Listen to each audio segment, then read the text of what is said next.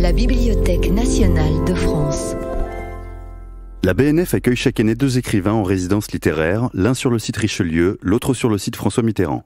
Alice Zeniter et Aurélien Bélanger, résidents 2019, proposent une restitution publique de leurs travaux. J'aurais voulu commencer en vous montrant des images de La Belle et la Bête, mais Walt Disney a refusé que nous les passions. J'ai donc envisagé pendant un temps très court de commencer en vous faisant huer Walt Disney, mais j'ai renoncé. À 90% renoncé. Pour ceux d'entre vous qui ont vu le dessin animé et qui s'en souviennent, il s'agissait d'une des premières chansons. Lorsque Belle traverse le village et on voit chaque habitant vaquer gaiement à son occupation en lançant de mélodieux bonjours. Elle se rend à la bibliothèque pour rapporter un livre qu'elle promène dans un petit panier rond en osier. Et une fois sur place, elle emprunte un roman de Cap et d'Épée, même si le bibliothécaire, hilar et effaré, lui rappelle qu'elle l'a déjà lu 2 fois. Belle n'est pas freinée, pas gênée par cette remarque, au contraire, elle pirouette sur l'échelle de bois et d'un ample mouvement de bras, elle la fait rouler le long de la grosse étagère de livres. Ce sont ces images-là qui, enfant, ont formé en moi un désir, un attachement aux bibliothèques. Pour ceux qui ont vu le dessin animé, vous savez qu'il y a d'autres images de bibliothèques un peu plus tard. Il y a la bibliothèque de la Bête, qui couvre les 4 murs d'une salle de château, énorme, exceptionnelle.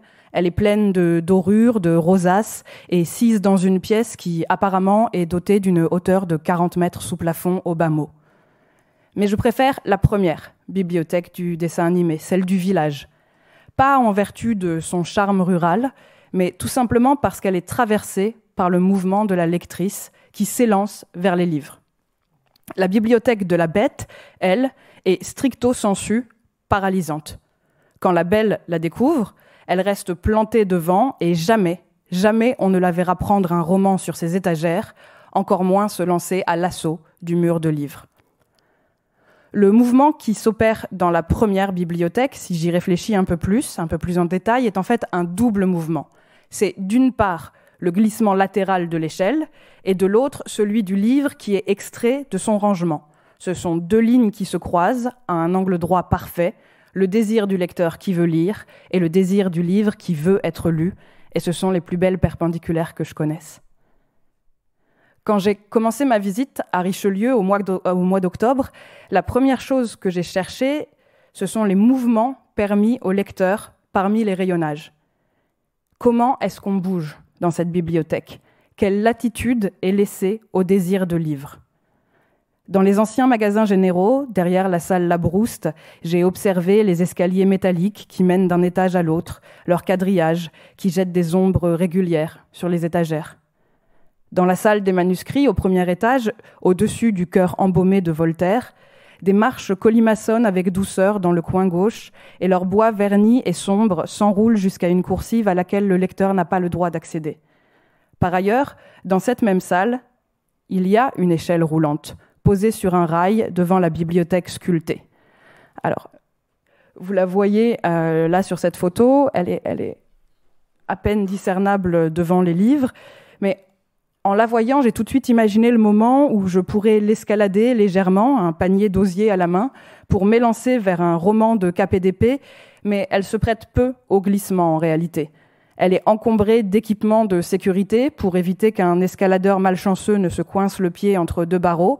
Et d'ailleurs, ce sont plutôt des marches. C'est un escalier roulant, pas une échelle, et c'est un escalier encore alourdi par les règles de sécurité. Et Louis, qui me servait gentiment de guide, a fini par m'avouer que personne ne l'utilisait vraiment.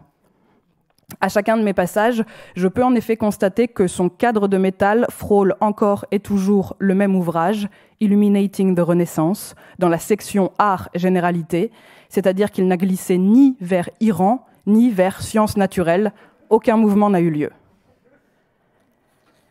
Si les lecteurs et lectrices n'ont pas l'autorisation de se déplacer eux-mêmes d'un livre à l'autre, si aucun jeté, glissé, pirouette ne leur est permis, il faut pourtant qu'un mouvement ait lieu. Et sinon, la rencontre entre les livres et les lecteurs ne pourrait pas se produire. Si les humains sont paralysés, ai-je brillamment déduit, il faut bien alors que les livres bougent. Derrière la salle Labrouste, il subsiste une partie de l'ancien système de pneumatique qui permettait de passer commande d'un ouvrage au siècle dernier. C'est la centrale d'expédition. Comme vous pouvez le voir, c'est une combinaison monstrueuse et magnifique de tuyaux bleu clair situés dans les anciens magasins et qui ressemble à un instrument de musique à piston.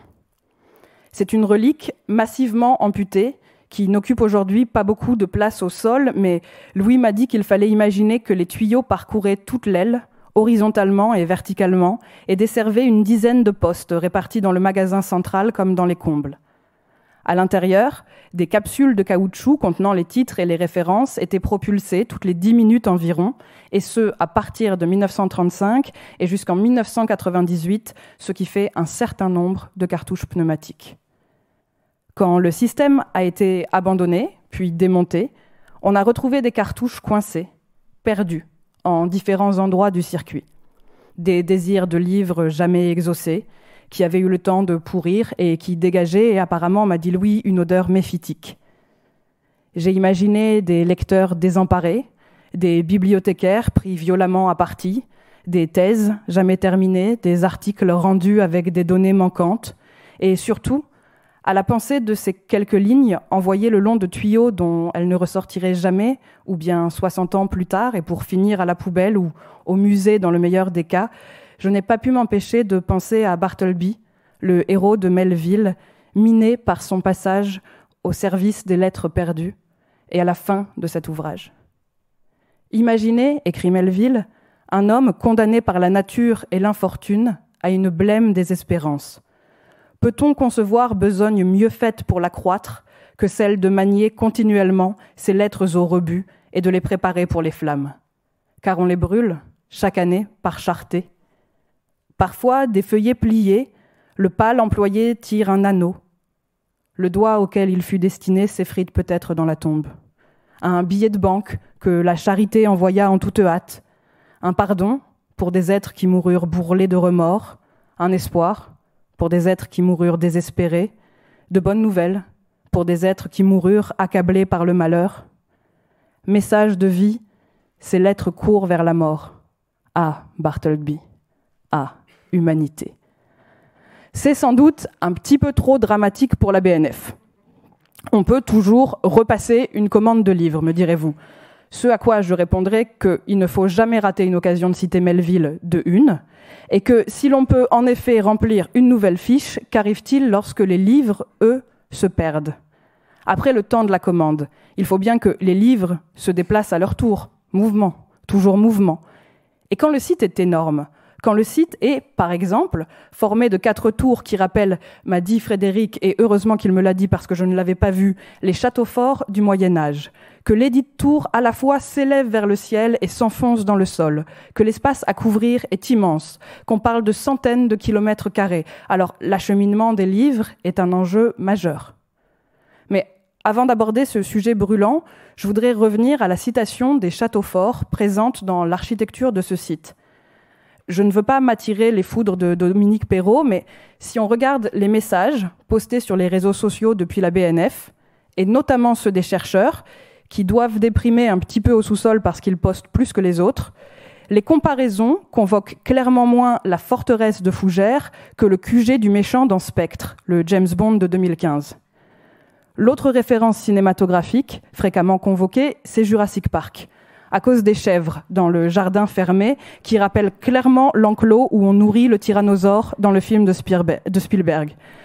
Or, figurez-vous que si on trace une frise chronologique allant de l'époque jurassique jusqu'au James Bond de Sam Mendes, et qu'on place un point en son milieu exact, on n'arrive absolument pas au Moyen-Âge.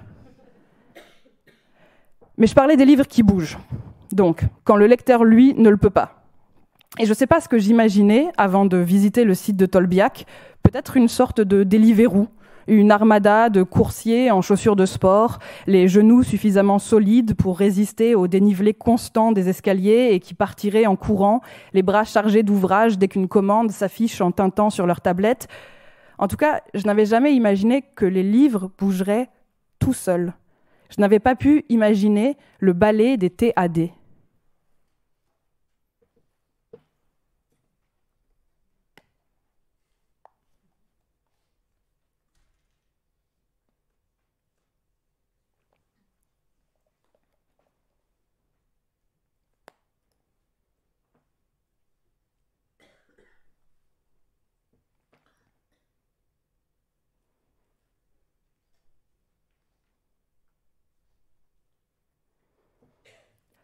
TAD, ou les initiales de transport automatique de documents. Ces boîtiers bleus voyagent autour de nous avec leur lenteur patiente sur plusieurs kilomètres. Et si on a pu perdre des pneumatiques dans les tuyaux à Richelieu, je suppose qu'on peut aussi perdre, malgré toute la technologie moderne, certains TAD. Il doit y avoir des erreurs d'aiguillage, des boîtiers qui se retrouvent dans une impasse et qui butent contre un mur de ciment avec un entêtement tout mélancolique. Il doit y avoir des collisions, à vitesse lente certes, mais tout de même des collisions. Il doit y avoir des pannes, des décrochages ou des passagers qui sont montés dans le mauvais véhicule et vous aviez demandé une lettre de Madame de Sévigné, mais vous ne savez pas pourquoi vous vous retrouvez avec une cartouche de jeu Atari, parce que la Bibliothèque nationale archive également les jeux vidéo et leurs supports de lecture à travers les âges. Il doit y avoir des TAD blessés qu'on achève dans une gerbe d'étincelles et le craquement du plastique éventré. Et au soir, me dit Frédéric, les TAD qui ne sont pas arrivés en station sont tous orientés en un même point de la BNF et vidés pour qu'aucun document ne reste dans un boîtier pendant la nuit. Mais je ne suis pas restée assez tard pour avoir une chance de tomber par hasard sur leur troupeau blotti dans une infractuosité du ciment à l'heure où les TAD vont boire. Par ailleurs, les TAD ne parcourent pas toute l'étendue du site de Tolbiac. Dans la réserve des livres rares, nul rail suspendu. Aucun boîtier de plastique bleu ne vient non plus perturber la gamme chromatique de l'enfer, la réserve des livres licencieux, qui alterne le rouge BN classique et une reliure cartonnée sur laquelle des flammes rouges, elles aussi, brûlent sans relâche. Ici, sur le côté des rayonnages, il n'y a pas inscrit enfer, mais simplement un E suivi d'astérisque. Une petite astuce pour éviter de désigner à tous les promeneurs du sous-sol l'endroit où se rinçait l'œil. Les nuits sont longues pour les hommes seuls qui gardent la bibliothèque, m'a-t-on dit. Et puisque je vous parlais du mouvement des livres, parlons aussi des mouvements illégaux. Fabienne Lebar, qui m'a guidée dans cette partie du site, m'a appris que l'enfer est la section dans laquelle on compte le plus de vols. C'est d'ailleurs visible au petit rectangle de carton gris qui dépasse des étagères et que l'on appelle dans le vocabulaire des bibliothèques les fantômes. Il signale les livres manquants et sur les langues grises tirées en enfer, on constate que certains ouvrages ont disparu depuis bien longtemps. Repéré manquant en 1928, repéré manquant en 1947. Je n'avais jamais pensé que les bibliothèques pouvaient répertorier aussi des absences de livres, des vides sur l'étagère. Et ces fantômes de l'enfer, outre le plaisir que j'ai à pouvoir utiliser une telle expression dans un sens concret, ces fantômes de l'enfer m'ont ému plus que je ne le pensais. Parmi les ouvrages qu'on trouve là, au sous-sol, il existe un fond un peu particulier, le fond dit de flagellation. C'est une collection de romans de gare, de textes érotiques sans aucune ambition, sinon celle de parler fouet. Il porte des titres comme « L'amour de la cravache »,« Mademoiselle Bottine » ou « Le couvent de la discipline ». Je tiens à préciser que l'immense majorité d'entre eux a atterri à la BNF par le biais du dépôt légal. Il n'y a pas eu de volonté polissonne et masochiste des bibliothécaires, en tout cas pas officiellement.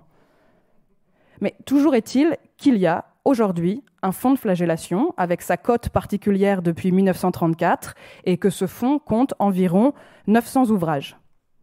Par un hasard du rangement, dans les étagères de la réserve, ces romans de flagellation font face à une étagère de romans de non-flagellation, ça existe aussi, parmi lesquels il y a notamment un bel exemplaire relié cuir de Madame Bovary. Et ça me paraît être un destin tout à fait approprié pour Emma, observer en douce, à longueur de journée, des livres à 6 sous qui contiennent des promesses d'extase sexuelle un peu particulières. Et d'ailleurs, il est souvent question de cravache chez Flaubert. Je vous laisse méditer cette information. Les classements des collections de la BNF sont susceptibles d'évoluer avec le temps. Et il existe un ascenseur social pour les livres, comme il paraît qu'il en existe pour les humains. Certains ouvrages sont sortis de l'enfer pour gagner les étagères bien plus prestigieuses de la grande réserve des livres rares. On leur a reconnu une qualité artistique indéniable. Quelqu'un a dit « Ceci est de la littérature » et pas seulement un livre licencieux.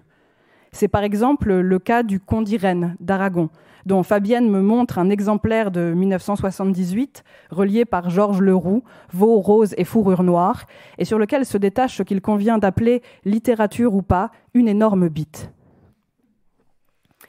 Il est assez compliqué, nous dit la reliure facétieuse de Leroux, de faire la différence entre un pénis et une voûte de cathédrale, sous certains angles du moins. Il est pareillement compliqué de faire la différence entre la littérature et la pornographie, pour certains ouvrages du moins.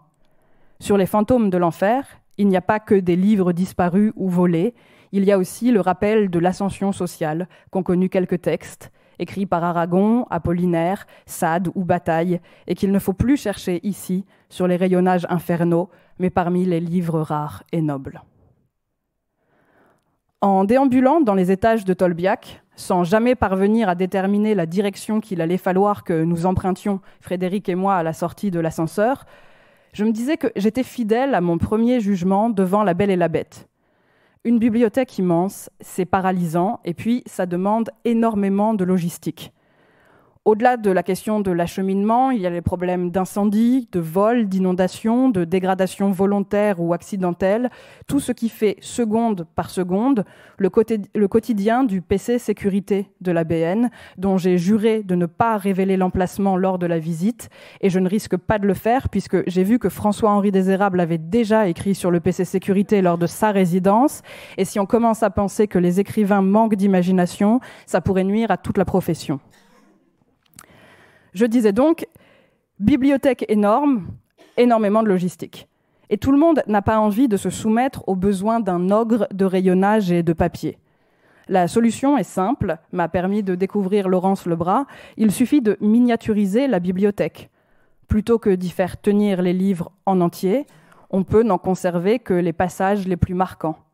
C'est ce qu'a fait Guy Debord, et le mouvement nécessaire pour parcourir sa bibliothèque n'est plus qu'un simple mouvement de doigts. Debord a connu dans sa vie des déménagements successifs, des petits espaces parisiens où il est extrêmement difficile de tout conserver, si bien que la bibliothèque qu'il lègue en 1994 n'est pas entièrement représentative de sa vie de lecture. Il y manque, par exemple, les livres abandonnés après tri parce qu'on ne les aime pas tant que ça, mais on les a lus, et les livres prêtés aux amis parce qu'on les aime trop. Il y demeure par contre les livres qu'un déménagement futur aurait sans doute fait disparaître. Ceux qui lui ont été offerts parce qu'il connaît l'auteur ou parce qu'ils ont été publiés dans une maison d'édition avec laquelle il a un lien. Laurence m'a dit qu'elle rappelait constamment aux chercheurs que la bibliothèque physique de 1994 n'était pas une photographie de Guy Debord comme lecteur, mais aussi de Guy Debord comme être social à un instant donné. Alors que la somme des fiches de lecture, elle, permet réellement d'appréhender Debord comme lecteur. Les chemises dans lesquelles il les conservait portent les 7 mentions suivantes. Poésie, etc. Machiavel et Shakespeare, Hegel, historique, philosophie-sociologie, marxisme, stratégie militaire. Là, si vous êtes comme moi, vous pensez à ce que serait votre bibliothèque si vous deviez la réorganiser selon ces 7 thèmes, mais ne jugeons pas Guy Debord, il n'arriverait probablement pas à ranger ses livres dans la mienne. À l'intérieur des petites pochettes grises, que je retire une à une au comptoir central de la salle des manuscrits, il y a des papiers de toutes les tailles. À partir de 1964, Debord prend des notes sur des fiches Bristol de format standard, mais avant, ce sont des feuilles volantes, parfois de petits cartons, parfois des feuilles pliées, dont l'entête révèle qu'elles ont été volées à la section d'études chinoises de la faculté de lettres de Paris. On retrouve aussi de tout petits morceaux de papier déchirés qui volent, minuscules, quand on ouvre trop vite le dossier. Ici, il ne reste plus du livre que les impressions qu'il a faites sur Debord.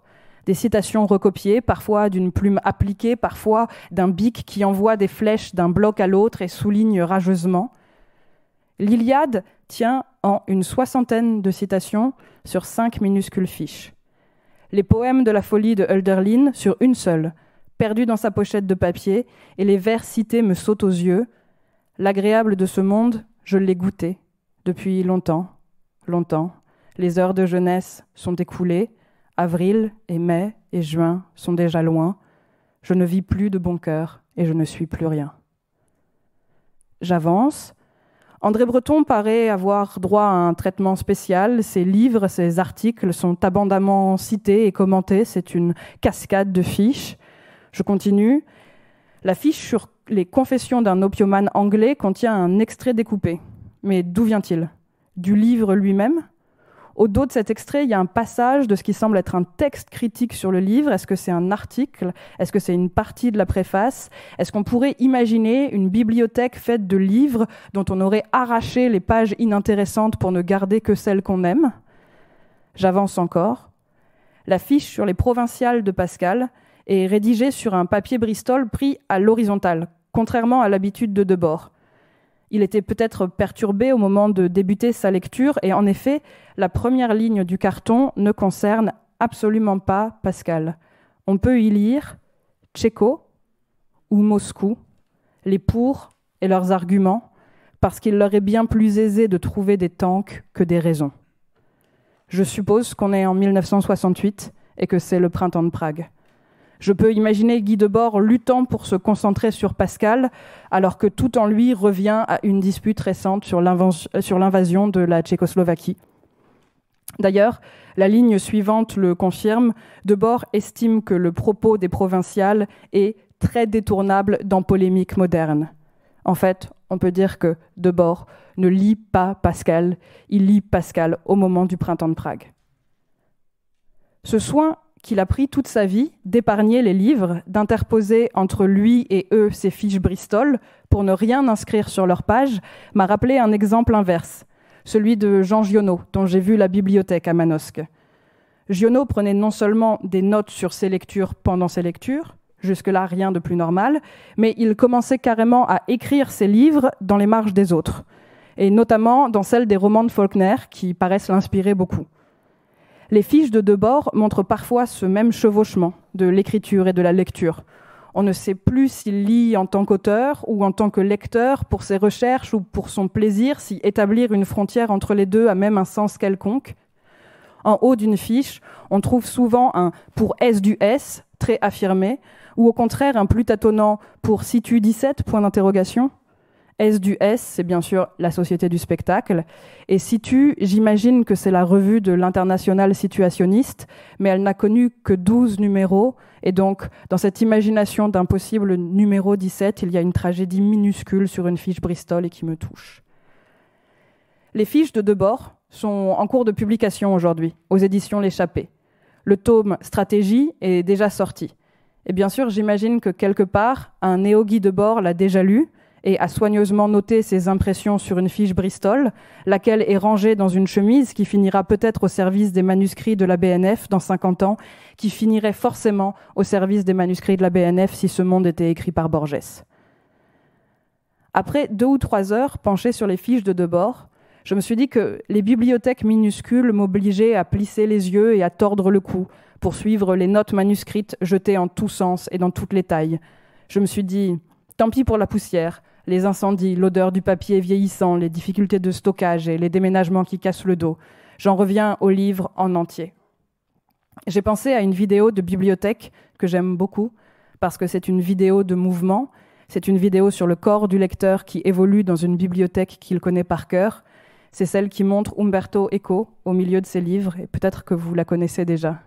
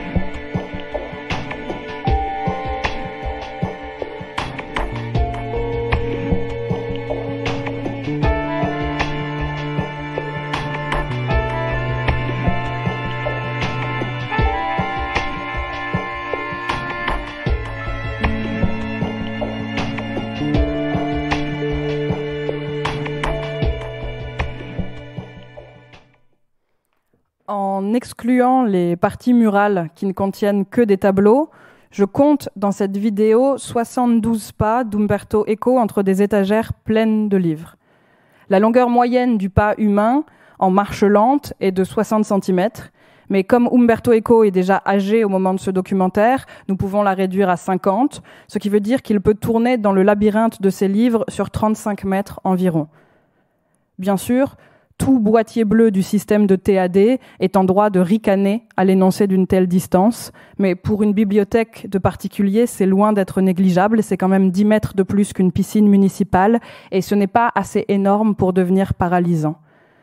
En 1997, quand on lui avait demandé comment il organisait sa bibliothèque, Eco avait répondu « Cela dépend des sections.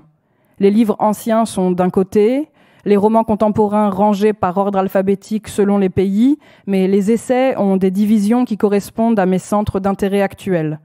Un livre sur l'esthétique médiévale est rangé dans le Moyen-Âge, mais si je fais un essai sur différents moments de l'esthétique, il quittera sa place pour rejoindre les livres d'esthétique.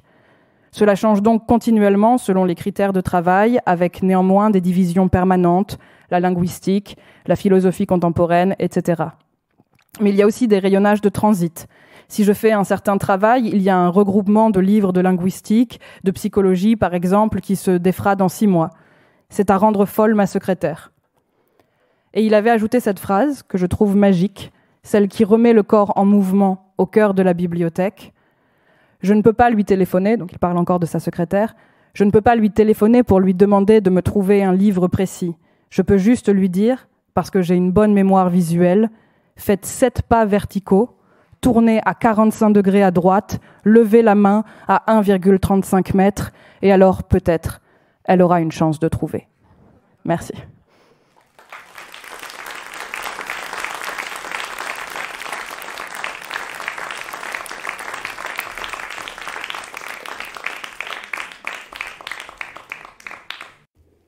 L'imprimerie, l'idéal est un plomb refondu de Babel, devenu transparent à force d'étendue, qui ne peut rien cacher, qui redouble le ciel, avec l'unique lettre d'un langage disparu.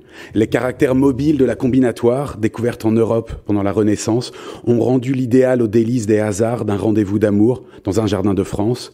Les éclats de mercure des batailles d'Italie, le cuivre ciselé du cerveau de Montaigne, tout pouvait devenir caractère d'imprimerie. Jésus-Christ commençait le déclin de son règne.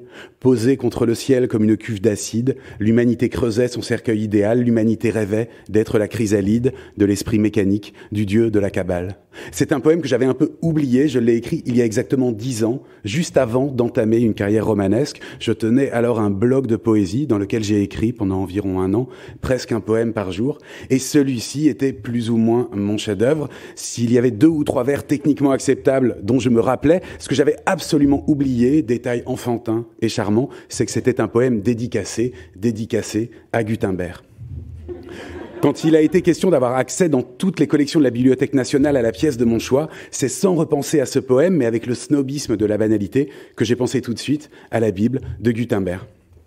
C'était cohérent, bien sûr, avec le sujet que j'avais choisi d'aborder, faire l'exégèse d'un court texte énigmatique de Walter Benjamin, qui revenait justement sur les débuts de l'imprimerie et sur la Bible de Luther, le coup d'après dans l'histoire téléologique de la modernité.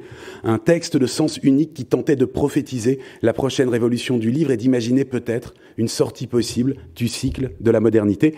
Mais cela me paraît, avec le recul, encore plus cohérent que cela et d'une cohérence un peu effrayante. Cela avait trait, même si c'est la première fois que je le formule ainsi, avec mes rapports avec le diable. Le diable, c'est une créature que j'ai bien connue et qui a d'abord pris, dans ma vie, la forme d'un bibliothécaire.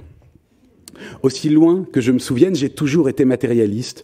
Seule une trop longue fugue de mon chien ou la lecture fiévreuse de certaines nouvelles de Poe ont pu me convaincre qu'il existait encore à Dieu. C'est assez dire que mon matérialisme manquait de fondements métaphysiques, mais les cauchemars éveillés que me communiquait le cannabis, comme la lecture régulière de Pascal, de Mallarmé ou de Nietzsche, étaient sans aucune ambiguïté. L'univers était une chose mécanique et même la mince couche du vivant, sur laquelle je glissais en pensée jusqu'au cœur luisant et noir du Rubik's Cube, n'était qu'une vague irisation de la surface des choses. chose. La toute-puissance de ma pensée d'alors, de ces courts moments de fusion cannabico-philosophique avec le logos universel, n'avait pas plus de pertinence que n'en avait sur les Rubik's Cube de contrefaçon que les traces poisseuses des combinatoires précédentes mal recollées par les mauvais ménons de la réminiscence, par les méchants dresseurs d'esclaves du savoir absolu. J'étais alors plus convaincu que tous les philosophes de l'inexistence de Dieu et je jouissais méchamment de ce savoir baudelairien et stérile. J'attendais tout au plus, pour devenir un athée véritable, l'équivalent retourné d'une preuve à la Saint-Anselme, et cette preuve, je l'ai patiemment découverte, je l'ai impitoyablement assemblée. Le Dieu des modernes, c'est d'abord le nom d'une question, celle justement qui consiste à se demander si Dieu existe.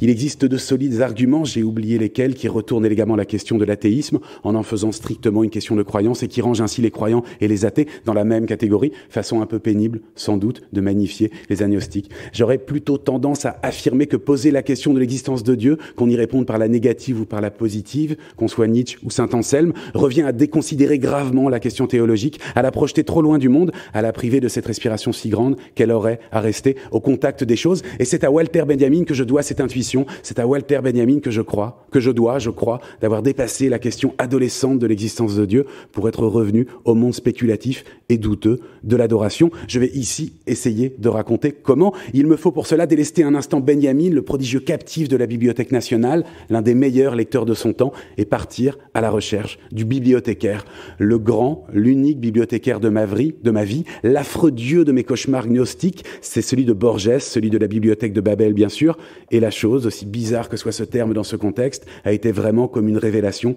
absolue et désespérante pour le romancier que je voulais être. J'avais tout juste 20 ans quand j'ai lu cette nouvelle et j'ai su d'un coup que tous les romans que j'écrirais jamais avaient déjà été écrits et que si je n'en écrivais aucun, la biographie qui en donnait les raisons exhaustives m'attendait quelque part. La bibliothèque de Babel, c'était la caverne de Platon en plus méchant ou en plus kitsch. Les ombres des idées étaient ironiquement chassées par les idées en surnombre. La vérité avait été exterminée par la statistique comme un singe dactylographe capable de résoudre tous les mystères en chambre close de la métaphysique. Mais je crois que tout cela, je le savais déjà. J'avais pour la littérature une passion malheureuse, sacralisant tout ce qui me retenait d'écrire et jugeant par avance la tâche répétitive et vaine. La littérature était simplement le nom le plus beau de ma mélancolie. Je me souviens de cette citation de Kafka que j'avais ainsi recopiée sur le mur de ma chambre et qui disait presque déjà tout de l'écrivain que je rêvais d'être et que je ne pourrais jamais devenir.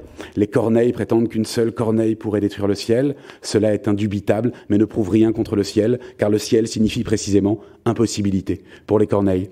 La bibliothèque de Babel, c'était le paradis des livres, mais un paradis retourné, exhaustif et morose. Ce vieux cliché malarméen qui voulait que tous les livres aient déjà été écrits et que le livre attendu intégralement ne pouvait dorénavant advenir, sinon que comme naufrage, était devenu sous mes yeux rationnel et tout autour de moi, en s'étant marqué par l'irruption d'Internet et d'un livre aussi véritablement infini qu'infiniment désespérant à lire, confirmait l'intuition borgésienne. Nous étions entrés dans le temps d'après les livres et la littérature. Gutenberg, en prenant comme unité la lettre, minimale et shannonienne, plutôt que le nom, onctueux et markovien, nous avait condamnés à l'errance d'une souris cybernétique dans un labyrinthe inutile. Le chat même du sens, qui nous avait longtemps poursuivis, avait abandonné sa traque et nous mourrions aussi seuls que Pascal nous l'avait promis.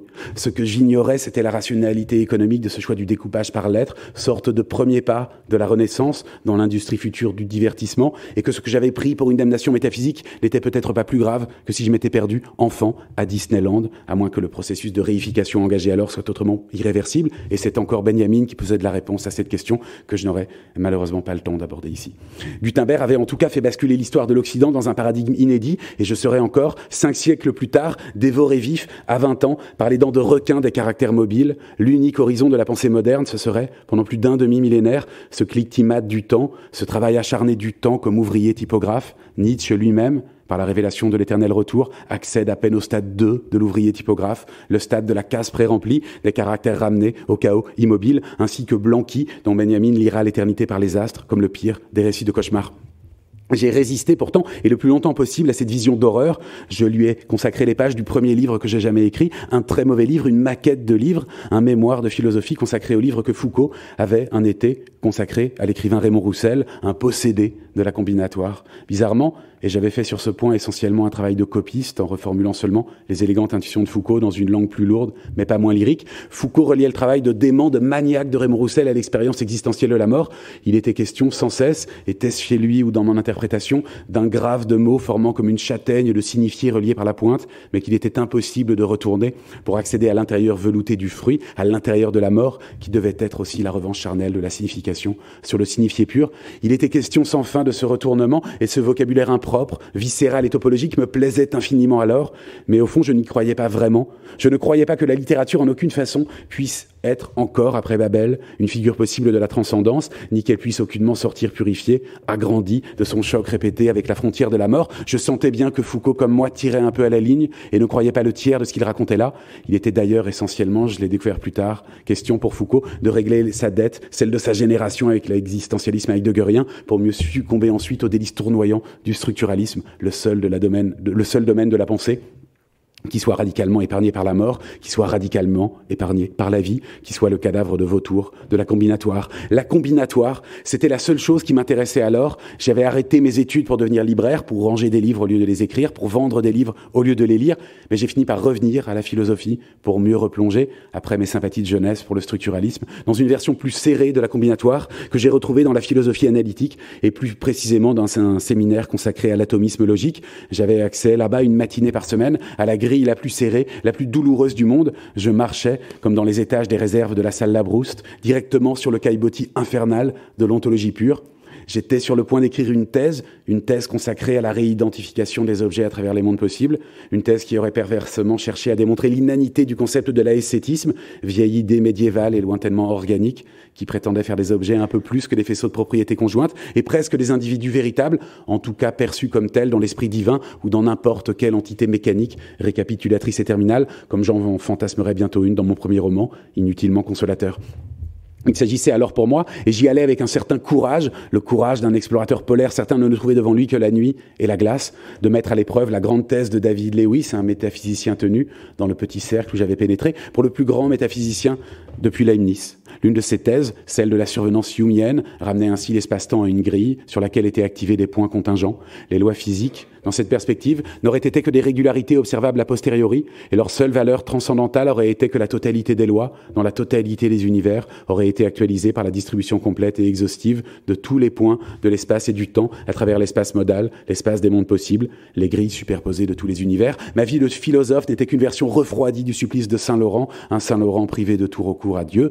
Il s'agissait là, comme si les univers logiques étaient une sorte de filtre, d'aller extirper Dieu de l'univers jusqu'à sa dernière source capricieuse et créatrice, l'unique arbitraire toléré, l'unique principe anthropique acceptable. C'était que l'univers logique était complet, qu'il ne manquait dans cet épais feuilletage aucune des combinaisons possibles. Position métaphysique extrême qu'un Descartes, par exemple, en dépit de l'étendue de son rationalisme et de sa propension géométrique à distribuer les objets dans des coordonnées égales, avait su éviter, au dernier moment, en préférant Dieu à la combinatoire, un Dieu doté chez lui d'une prédisposition à sauter à côté de la grille, à faire que 2 + 2 puisse faire 5. Je souscrivais, moi, pleinement et douloureusement aux visions glacées de David Lewis, et j'attendais modestement de la physique qu'elle remplisse, qu'elle colorie lentement, en blanc et en noir, les cases de l'univers, et je savais qu'il n'y avait rien d'autre à espérer. C'est dans ce contexte redoutable pour mon esprit juvénile que j'ai entendu pour la première fois parler d'un argument qui balayait tout, même ses prétentions maniaques au savoir absolu, un argument imaginé par le philosophe Davidson, qui l'avait astucieusement appelé slingshot argument, argument du lance-pierre, et de ce que j'en avais compris, mais j'en avais déjà eu, je crois, l'intuition quelques années plus tôt avec les théorie logique de Frege, c'est qu'il était facile d'abattre tous les Goliaths de la métaphysique en leur démontrant que toutes les vérités n'en formaient jamais qu'une seule. Le savoir absolu était tautologique, puisque toutes les phrases vraies avaient la même extension, une vérité fade et universelle qui aurait fait passer la nature naturante de Spinoza, par elle-même si déprimante, pour un parc d'attractions conceptuelles. La vérité ne relevait plus d'une quête, mais d'une confondante évidence, d'un grand livre sans intrigue et aux pages décousues, pour être autrement arrangé dans un autre univers, sans que cela ne présente aucune sorte d'intérêt, sans que cela n'ait aucune signification particulière. J'ai fini logiquement par arrêter la métaphysique, déprimé à l'idée de feuilleter pour rien les pages indifférentes du nouveau livre de la nature, et je suis solennellement revenu vers la littérature, quitte à prendre pour objet de mon premier roman la plus douteuse des entités théologiques qui soit, la singularité technologique, seule façon que j'avais découvert de ressusciter un Dieu à ma convenance, un Messie scientifique et d'anamorphoser modestement, esthétiquement, la grille. Benjamin connaissait bien le démon de la combinatoire. On trouve par exemple l'avertissement suivant dans un texte sur les abécédaires d'enfants. Les lettres sont les colonnes d'un portail en haut duquel pourrait fort bien être inscrit ce que lisait Dante au-dessus de l'entrée de l'enfer. L'histoire de l'imprimerie, comme rachat de la lettre, comme libération du caractère mobile, recèle un potentiel infernal. C'est précisément l'histoire de la modernité, telle que la conte Benjamin dans un texte de sens unique au nom ironiquement biblique, Bourg Révisor, le commissaire aux comptes, celui qui relit les livres. Il fallait, avant de l'aborder directement, cette longue introduction pour expliquer comment j'ai pu lire ce texte comme une autobiographie déguisée de Benjamin ou de moi-même, de la modernité en général, comme de sa crise imminente, passée ou future, une crise qui nous est familière et que nous confondons parfois avec l'arrivée d'Internet, comme il nous arrive de confondre la Renaissance avec l'invention de l'imprimerie. On connaît de Benjamin, en général, son texte sur la reproductibilité de l'œuvre d'art, mais il semble ici faire franchir à sa pensée un nouveau cap et dresser la carte du monde qui commence devant nous, la carte de ces utopies technologiques qui constituaient le rêve et le cauchemar de mon premier roman, La théorie de l'information, un roman que je m'étais dépêché d'écrire car je sentais autour de moi que tout allait si vite qu'il pourrait être déjà mon dernier. J'avais moi aussi parcouru comme Benjamin, à ma manière, les 500 dernières années du monde. Je m'étais inscrit moi aussi tout à l'extrémité de l'arc narratif connu sous le nom de modernité. L'époque actuelle, je lis Benjamin, l'époque actuelle, d'une manière générale, est l'antithèse de la Renaissance et en particulier contraste avec la situation dans laquelle l'art de l'imprimerie fut inventé. Qu'il s'agisse ou non d'un hasard, en effet, son apparition coïncide en Allemagne avec l'époque où le livre, au sens éminent du terme, le livre des livres, devint, grâce à la traduction de la Bible par Luther, bien commun du peuple. Tout indique maintenant que le livre, sous cette forme traditionnelle, approche de sa fin. C'est Mallarmé qui, quand il aperçut au beau milieu de l'édification cristalline de son œuvre, assurément traditionnaliste, l'image de ce qui venait a, pour la première fois, incorporé avec un coup de dé les tensions graphiques de la publicité dans la présentation typographique. L'écriture, qui avait trouvé un asile dans le livre imprimé où elle menait sa vie indépendante, est impitoyablement traînée dans la rue par les publicités et soumise aux hétéronomies brutales du chaos économique. C'est l'apprentissage sévère de sa forme nouvelle, elle qui, il y a des siècles, commença progressivement à se déposer, en passant de l'inscription dressée à l'écriture manuscrite, qui repose inclinée sur des pupitres, pour finalement se coucher dans l'imprimerie, commence maintenant à se relever tout aussi lentement. Le journal est déjà davantage lu à la verticale qu'à l'horizontale. Le film et la publicité contraignent l'écriture à se soumettre totalement à la dictature de la verticale. Et avant que l'homme contemporain en vienne à ouvrir un livre, un tourbillon si épais de lettres instables, colorées, discordantes, lui est tombé sur les yeux, que les probabilités pour qu'il pénètre dans le silence archaïque du livre sont devenues très faibles. Les nuées de sauterelles de l'écriture, qui assombrissent aujourd'hui déjà le soleil du prétendu esprit pour les habitants des grandes villes, s'épaissiront chaque année davantage. D'autres exigences de la vie sociale conduisent plus loin. Le fichier permet la conquête de l'écriture à 3 dimensions, contrepoint surprenant de la tridimensionnalité de l'écriture à son origine, quand elle était rune ou nœud. Et aujourd'hui déjà le livre, comme le montre le mode de production scientifique actuel, est un intermédiaire vieilli entre 2 systèmes différents de fichiers. Car l'essentiel est tout entier contenu dans la boîte à fiches du chercheur qui a composé le livre, et le savant qui travaille sur lui l'incorpore à son propre fichier. Mais il ne fait aucun doute que l'évolution de l'écriture ne demeurera pas attachée de toute éternité aux prétentions, au pouvoir d'une activité chaotique dans la science et l'économie.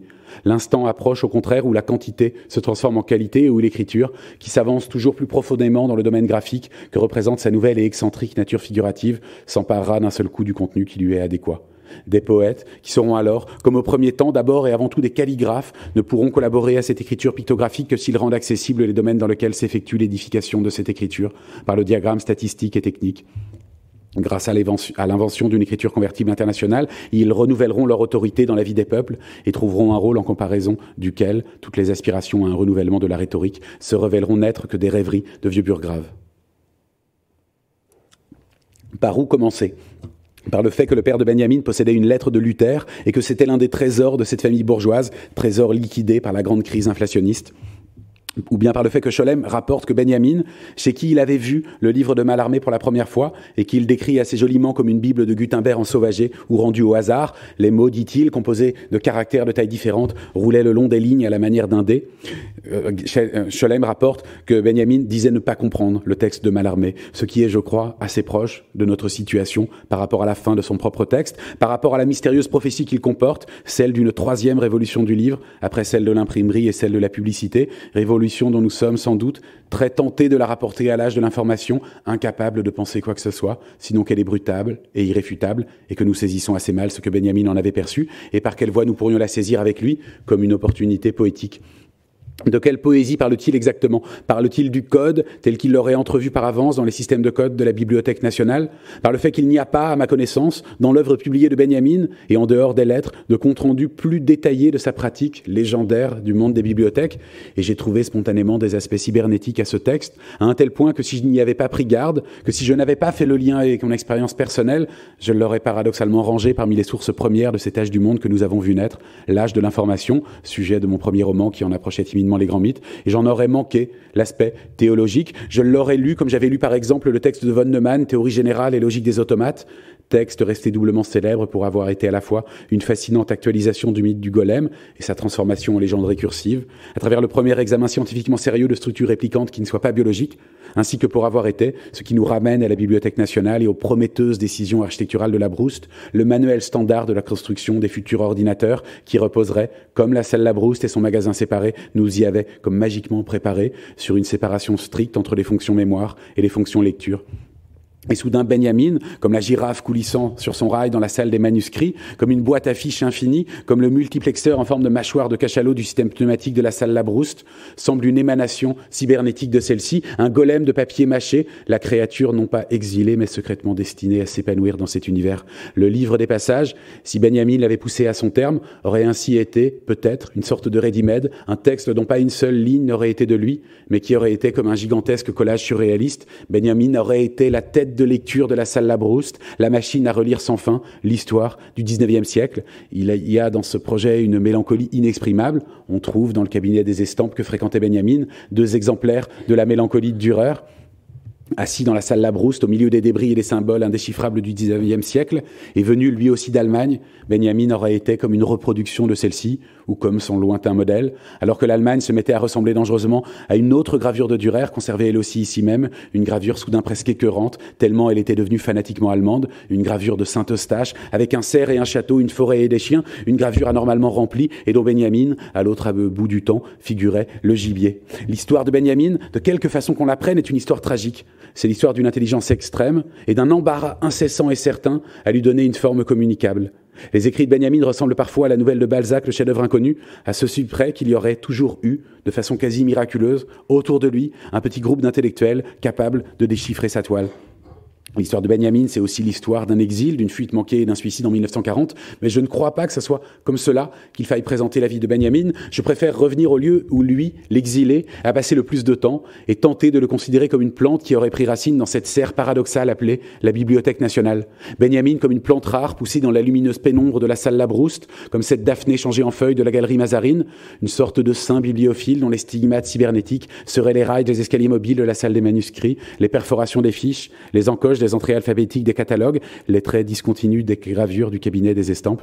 Ce qu'il y a d'immédiatement touchant aussi chez Benjamin, c'est que son œuvre, contrairement à l'achèvement mélancolique propre au grand système philosophique, est restée fragmentaire. On voit tous les fils, tous les linéaments qui cousent ensemble ces parties disparates, imperfection qui lui donne la consistance, la profondeur et le moelleux littéraire qui lui ferait peut-être autrement défaut. Ce sont ces textes littéraires, ces souvenirs d'enfance, ces récits de rêve, ces œuvres mineures qui donnent paradoxalement à l'œuvre de Benjamin sa consistance et sa solidité, et qui fait qu'à travers toutes les boutonnières, tous les crevés, toutes les échancrures et les revers de celle-ci, on a le sentiment malgré tout qu'on est encore face à la dernière grande œuvre systématique de la philosophie européenne, celle d'un homme qui justement ne se décida pas à partir à temps de peur d'être exhibé à travers l'Amérique, comme le dernier des Européens, un Européen qui aurait trouvé son dernier refuge dans la Bibliothèque nationale.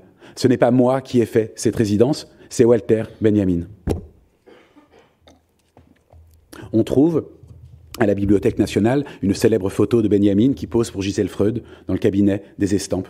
Alors que je me demandais quel était le livre étrange que lisait Benjamin, un livre aux pages prédécoupées qui me rappelait ces livres pour enfants où on fait correspondre la tête d'un animal au corps d'un autre, on m'a apporté un livre équivalent. Il s'agissait d'un catalogue. En l'ouvrant, je suis tombé par hasard sur la fiche énigmatique suivante. Réserve AE 234, 2 boîtes in quarto, Alexandre Kojève, collection d'images érotiques. C'était une figure que j'avais souvent croisée et que Benjamin avait peut-être rencontrée à Paris à l'époque de son célèbre séminaire sur Hegel dans les années 30. C'était l'un des personnages les plus mystérieux de son temps, à la fois agent d'influence du capitalisme, négociateur du GATT et probable agent du KGB. Je le connaissais aussi pour ses échanges avec Léo Strauss, un autre exilé juif allemand, et pour la réacclimatation du concept hegelien de fin de l'histoire au tumultueux XXe siècle. C'est cette dernière, j'allais le découvrir, était étrangement datée. J'ai eu par curiosité envie d'en savoir plus et je suis rentré dans le fameux enfer de la Bibliothèque nationale en riant du kitsch de la chose, maintenant que nous étions des modernes, des adultes que plus rien ne pouvait vraiment impressionner. La boîte grise était là, sur une étagère, avec écrit sur la tranche « Collection d'images érotiques d'Alexandre Kojève ».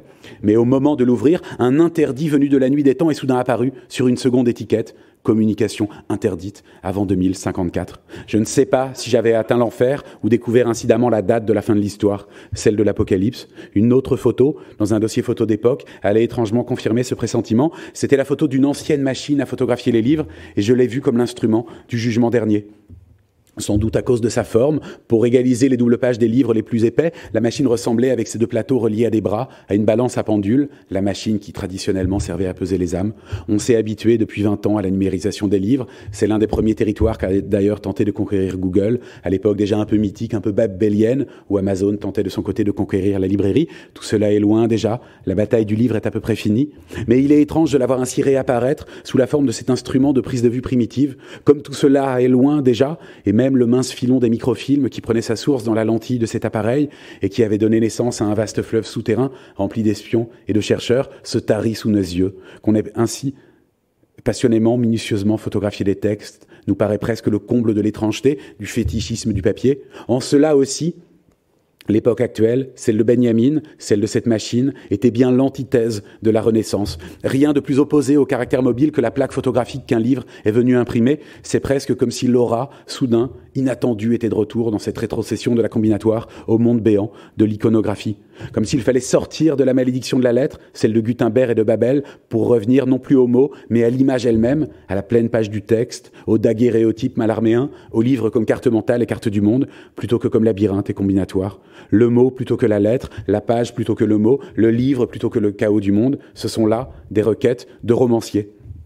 J'aime beaucoup cette anecdote qu'on trouve dans un texte de Jean Sells sur Walter Benjamin et qui décrit l'écriture de celui-ci comme si minuscule qu'il ne trouvait jamais une plume assez fine pour la tracer, ce qui l'obligeait à écrire en posant le bec de sa plume à l'envers sur le papier. Et soudain, c'est comme si l'écrivain basculait en dessous de sa plume en emportant le monde avec lui, un monde dont il aurait réussi à atteindre par cet artifice, le ciel autrement inaccessible, le ciel comme roman, comme degré d'intelligibilité du réel promise aux praticiens de l'écriture, plutôt qu'aux philosophes, à celui qui ne déroule pas un argument, mais qui contemple directement l'image de l'idée, voire la vérité elle-même, que Benjamin définissait dans son livre sur le drame baroque comme auto-représentation du royaume des idées.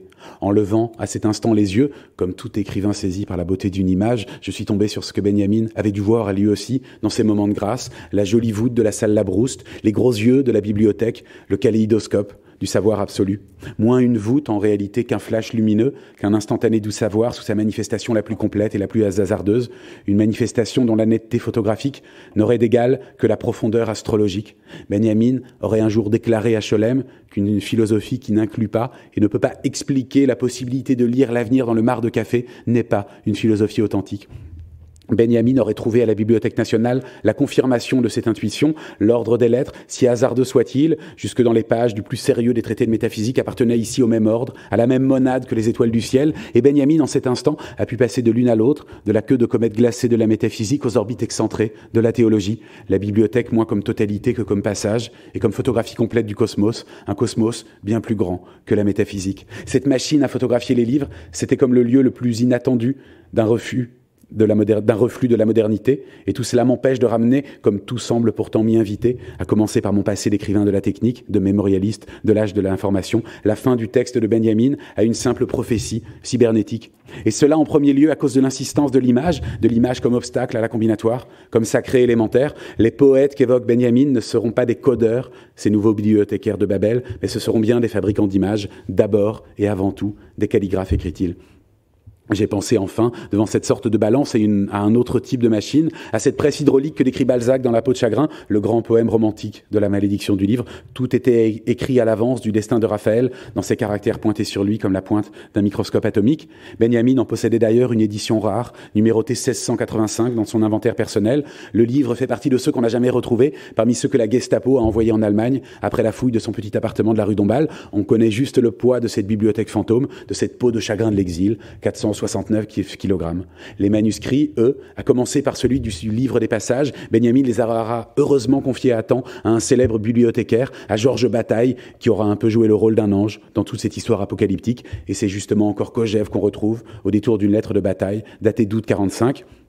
Dans les papiers que j'avais laissés à la bibliothèque, il y a 2 manuscrits, l'un en russe de Kojève, l'autre en allemand de Walter Benjamin, en 2 paquets du format de cette lettre, autant que je m'en souvienne.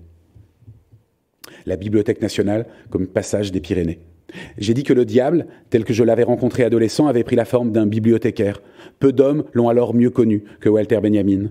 Entre 1935 et 1936, Benjamin aura ainsi passé presque une année entière dans le cabinet des estampes, un lieu, sorte d'Alep borgésien, où toutes les images produites en France au XIXe siècle ont été recueillies et notamment collées, comme sur les lointaines pages des recherches d'images sur Google, sur les albums. C'est l'un des seuls lieux alors où le sentiment d'exhaustivité pourrait avoir eu quelque chose de sacré, bien plus que dans les collections aléatoires d'un musée, comme si le temps avait passé lui-même son pinceau de colle sur ces pages.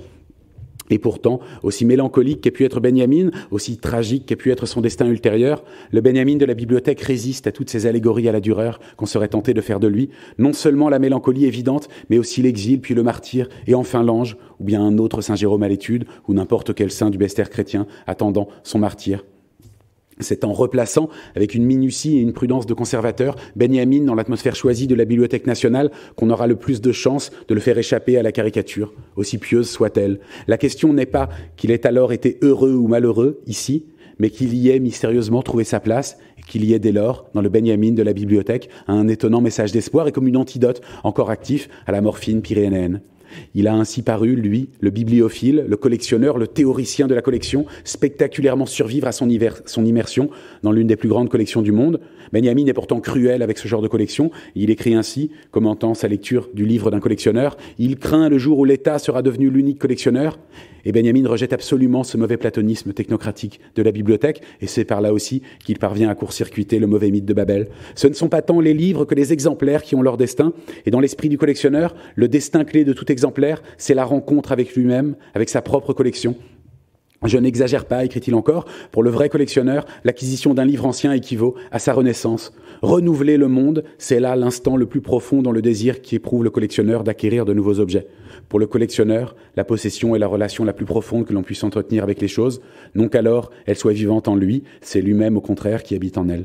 L'histoire de Benjamin, c'est celle d'une créature qui aurait ainsi réussi, malgré le triste coup de théâtre du suicide, à survivre à la mélancolie des bibliothèques. C'est l'histoire d'une créature contre laquelle le diable, sous son incarnation la plus authentique, sous celle qui m'est en tout cas la plus familière, celle d'un bibliothécaire, aurait perdu son pari. Benjamin, un demi-millénaire après Gutenberg, est cette étrange machine qui aura réussi à échapper à la malédiction de Gutenberg, à échapper à la combinatoire. Scholem rapporte une anecdote presque définitive sur les rapports de Benjamin à la combinatoire, qu'il regardait avec un mépris absolu. En mai 1919, j'assistais à une conférence philosophique d'Emmanuel Lasker, champion du monde des échecs. Je fus déçu par l'absence de contenu de cette conférence et j'en parlais à Benjamin. Celui-ci me lança un regard étonné et me dit « Qu'attendez-vous de lui? S'il avait quelque chose d'intéressant à dire, il ne serait plus champion d'échecs. » Comment ne pas penser aussi à la reprise de la légende du Turc mécanique, ce joueur imparable qui cachait sous son plateau un nain bossu dans le dernier texte de Benjamin sur le concept d'histoire. La marionnette appelée matérialisme historique est conçue pour gagner à tout coup. Elle peut hardiment se mesurer à n'importe quel adversaire si elle prend à son service la théologie dont on sait qu'elle est aujourd'hui petite et laide et qu'elle est de toute manière priée de ne pas se faire voir. Il existerait ainsi une issue au mythe de Babel, au cauchemar éveillé de la bibliothèque, et cette issue, telle que là je la retrouve chez Benjamin, est l'unique chose qui m'ait jamais vraiment intéressé dans le roman, ce roman que Benjamin n'écrira jamais, mais dont il fut le meilleur interprète de son temps.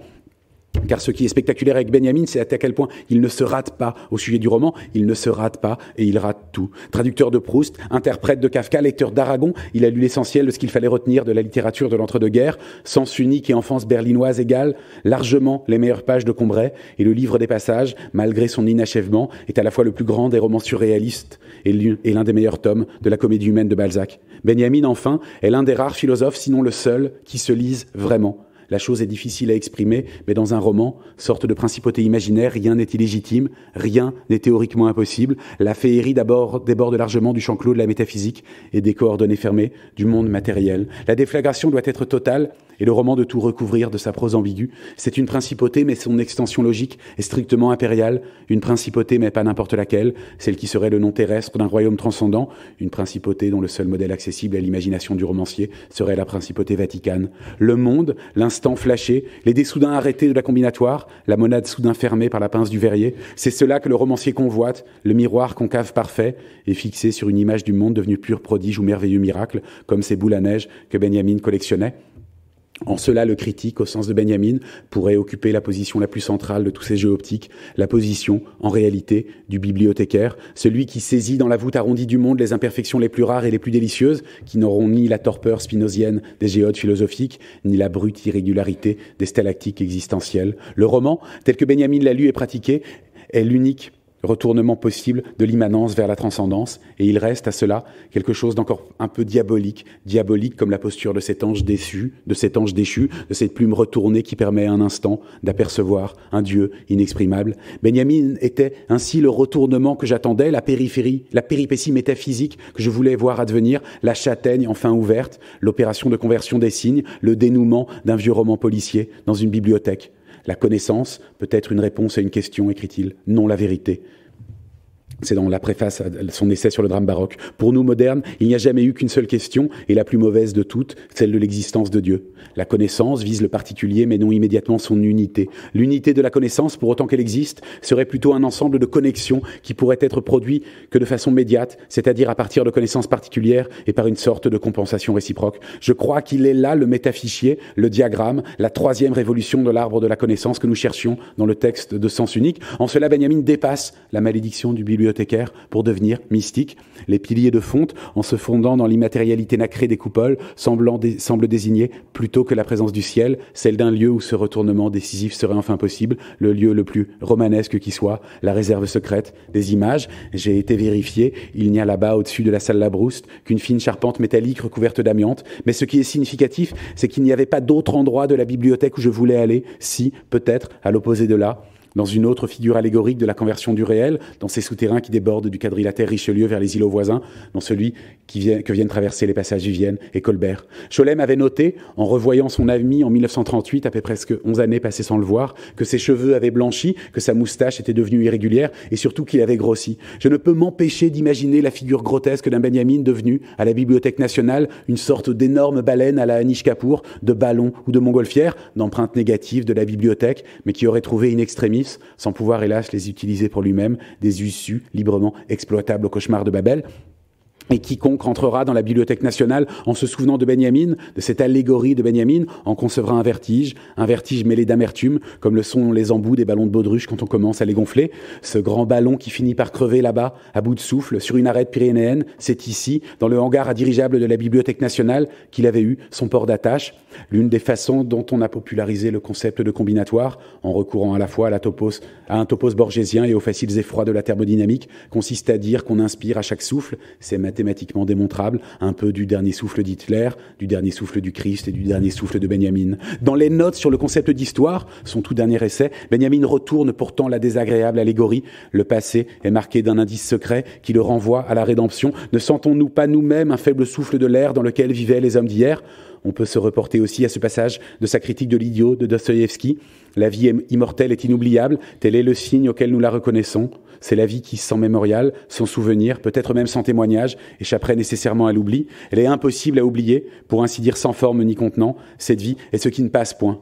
Quand on est sensible à sa pensée, écrivait Adorno, on se sentait comme un enfant qui aperçoit l'arbre de Noël par le trou de la serrure d'une porte fermée. C'est en cela, je crois, que Benjamin est pour moi une figure religieuse, ni une annonciation, ni un prophète, mais plutôt un roi mage.